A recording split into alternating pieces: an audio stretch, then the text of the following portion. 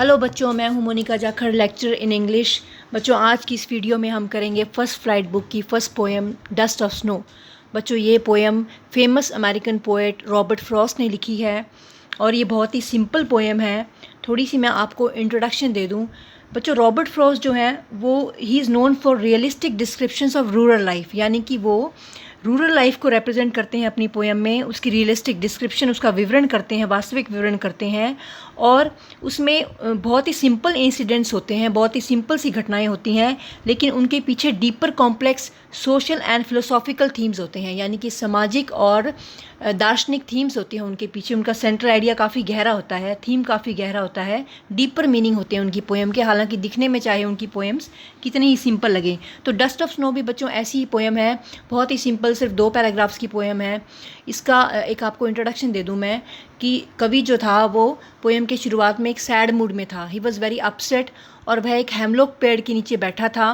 Hemlock बच्चों एक poisonous plant होता है जिसके छोटे छोटे स्मॉल फ्लावर्स होते हैं।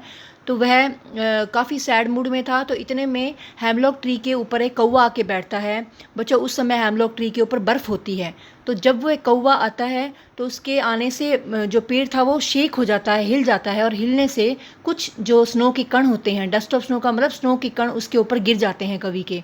और इस छोटे से इंसिडेंट से, यानी कि स्नो के गिरने से, जो कवि का मूड था वो बहुत ही अच्छा हो जाता है, मूड उसका बदल जाता है। तो कवि हमें यह संदेश भी देना चाहता है कि कभी कभी छोटे छोटे इंसिडेंट्स जो होते हैं, स्मॉल थिंग्स जो होती हैं, वो हमारा एटीट्यूड, हमारा जो मूड है वो चेंज कर देती है। तो इसको चलिए हम अब वर्ड टू वर्ड इसकी एक्सप्लेनेशन कर लेते हैं। तो the way a crow Shuk down on me. The way का मतलब वह तरीका, वह मैनर, जिस तरीके से क्रो ने शुक डाउन ऑन मी, हिलाकर गिरा दिया। अब क्या गिरा दिया? क्रो का मतलब बच्चों कौवा, जैसे आपको पता ही है। शुक डाउन का मतलब हिलाकर गिरा दिया। शुक जो है वो शेक का पास्ट है। क्या गिरा दिया? The dust of snow. Dust of snow का मतलब पार्टिकल्स ऑफ स्नो, यानी कि स्नो के, बर्फ़ के छोटे छोटे कण जो कि उस पेड़ पर पड़े थे, हेमलॉक ट्री पर जो पड़े थे। तो जिस तरीके से उस कौवे ने हिलाकर गिरा दिया, क्या गिरा दिया? डस्ट ऑफ स्नो, यानी बर्फ़ के कण गिरा दिए।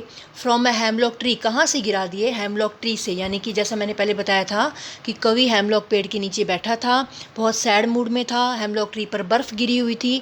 इतने में एक कौवा आता है, और कौवा जब आता है तो उसने पेड़ को हिला दिया, और पेड़ के हिलने से कुछ बर्फ़ जो थी उस पेड़ पर वो कवि पर आकर गिरी। तो इसके बाद क्या होता है? Has given my heart a change of mood. बच्चों, मैं आपको यहाँ पर बता दूँ, एक बहुत इंपॉर्टेंट चीज़ है कि यहाँ पर जो क्रो है, जो स्नो है, और जो हेमलॉक ट्री है, ये तीनों ही सिंबल हैं सैडनेस के, सौरों के। इल ओमन माने जाते हैं, जैसे क्रो को भी इल ओमन माना जाता है। तो तीनों ही यहाँ पर सैडनेस के सिंबल हैं, लेकिन इन तीनों ने मिलकर कुछ ऐसा कर दिया जिससे कि कवि का मूड अच्छा हो गया।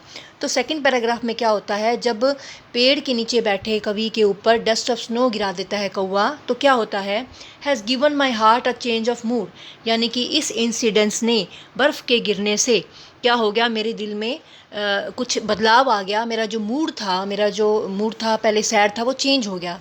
Has given my heart a change of mood and saved some part. Saved का मतलब बचाना।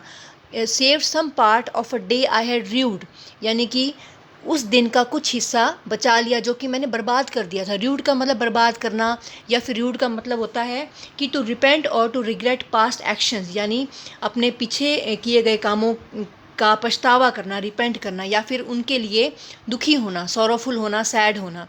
तो यानी कि कवि कहना चाहता है कि उस दिन, मेरा जो वो दिन था वह काफ़ी उदास बीता था। मतलब उसका आधा हिस्सा अभी तक मैंने उदासी में बिताया था, लेकिन ये छोटा सा जब इंसिडेंस मेरे साथ हो गया तो अचानक से मेरा जो मूड था बदल गया। यानी कि यहाँ पर कवि ने सिग्निफिकेंस दिखाया है छोटी छोटी चीज़ों का, कि छोटी छोटी चीज़ें भी बहुत बड़ा बदलाव लेकर आ सकती हैं।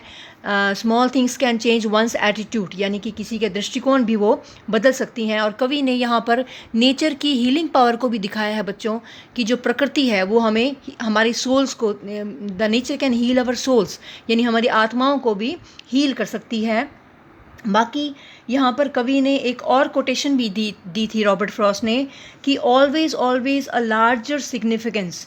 A little thing touches a larger thing, यानी कि जब छोटी सी चीज़ किसी बड़ी चीज़ को छूती है तो उसका जो सिग्निफिकेंस होता है, जो महत्व होता है, वो और भी ज़्यादा बड़ा हो जाता है। यानी कि कभी कभी छोटी छोटी घटनाएं भी हमारे जीवन में बहुत महत्वपूर्ण होती हैं।